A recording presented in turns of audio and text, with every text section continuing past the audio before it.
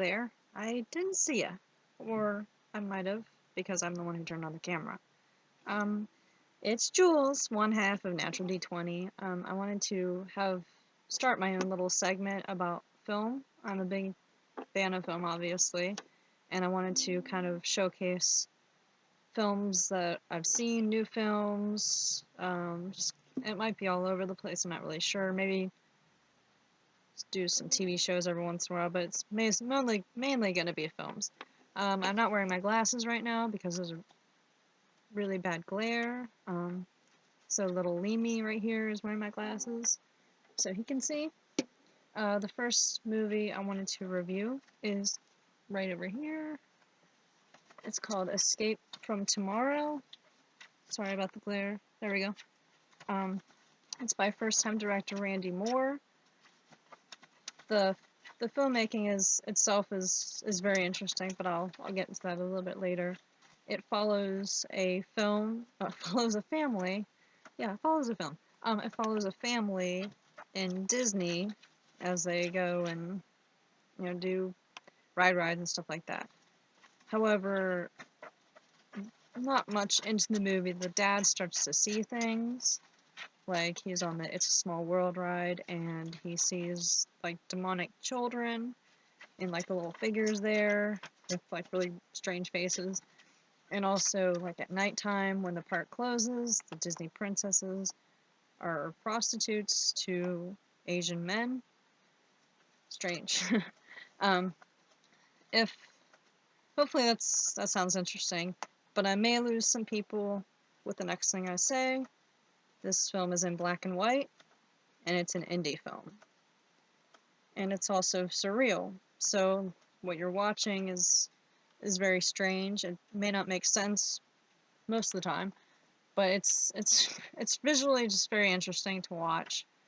The film is controversial because these guys went into Disney, the filmmakers went into Disney, and they filmed on location without the permission of the park. So, obviously some of the parts are not done at the park, and you can kind of tell which ones are which, but a lot of the scenes the kids are on the rides, and there's like they use handy cams so they didn't draw attention. They used like their eye devices to film, and the cast actually had the script on their smartphones so they could read, because it'd be kind of weird seeing, all these people walking around with pages and pages of script. And Disney heard about this film, and they chose not to sue because they didn't want to bring attention to the movie. Like when there's a lot of controversy and suing and all that kind of stuff, it makes more people interested. I mean, it kind of what drew me to this film is that the filmmaking itself is very controversial, but also very, very creative. They filmed, I think, over 2 weeks, and they kind of got caught a couple of times, but they made up excuses so they could, like they're a normal family on a vacation, and the filmmakers actually bought season passes to the park, so like I said, it was filmed over a few weeks. The style kind of reminds me of David Lynch, and David Lynch is my favorite director of all time. I mean, this film doesn't necessarily compare, but just the style is very strange. Since as you're watching a David Lynch film, you're kind of wondering what's going on. He's my favorite, and I still watch his films, and I only have an idea of what's going on about half the time. And I think that's why I like it, just because it's different, it's odd, and this is something I've wanted to see for a very, very long time, but I couldn't see it because it was only a limited release, so it was only until the DVD release, which was at the end of April, that I could actually watch it, and I'd say it's worth the wait.